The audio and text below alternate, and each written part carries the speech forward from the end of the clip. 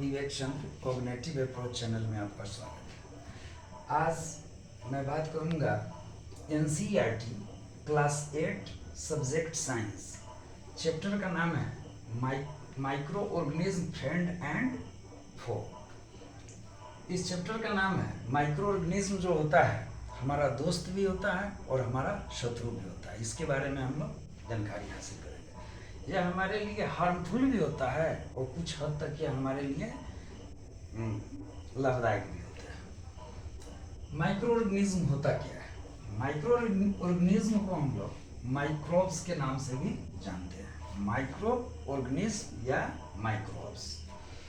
We see several types of plants and animals. These are other living organisms around us which are normally cannot see. These are called microorganisms and microbes.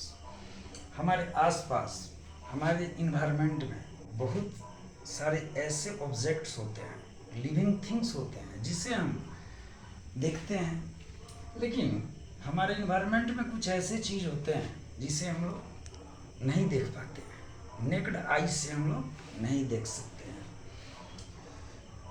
These are other living organisms around us which we normally cannot see, जिसे हम लोग देख नहीं सकते हैं। उसी को कहते हैं माइक्रो ऑर्गेनिज्म या माइक्रोब्स के नाम से वह जाना जाता है।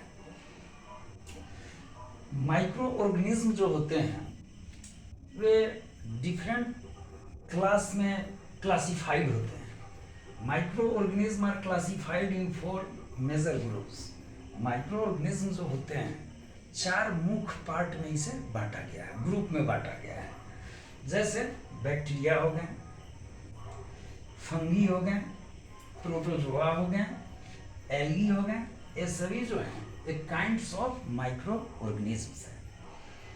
Some common disease caused by micro organism. कुछ ऐसे बीमारी होते हैं जो माइक्रो ऑर्गेनिज्म के कारण होते हैं, जैसे टीबी, ट्यूबरक्लोसिस। यह जो होता है ट्यूबरक्लोसिस बैक्टीरिया होता है। ट्यूबरक्लोसिस क्या होता है? बैक्टीरिया होता है। इसका ट्रांसफॉर्मेशन जो होता है एयर के द्वारा होता है। इसका ट्रांसफॉर्मेशन जो होता है एयर से होता है। और बैक्टीरिया जो होते हैं यह कम्युनिकेबल डिजीज के यह एक उदाहरण है। नेक्स्ट जो है चिकन पॉक्स। चिकन पॉक्स जो है यह जो वायरस है, चिकन पॉक्स वायरस होता है जिसका ट्रांसफॉर्मेशन जो होता है एयर के द्वारा होता है।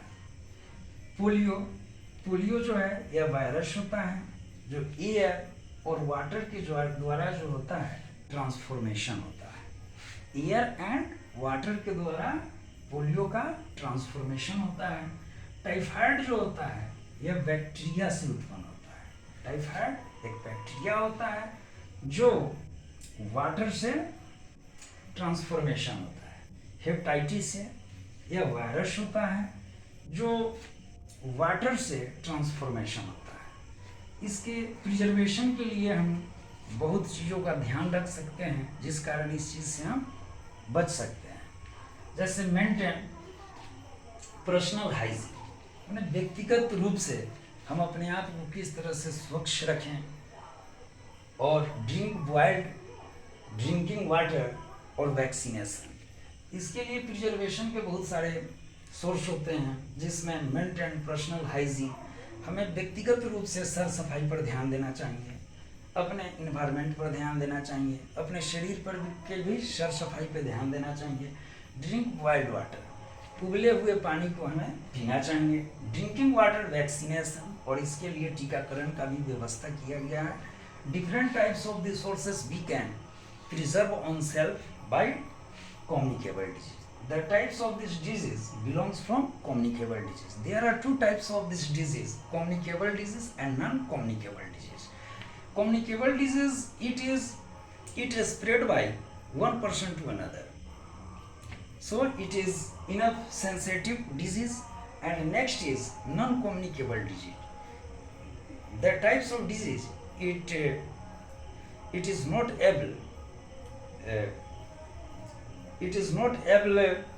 spread by one person to another. Thanks.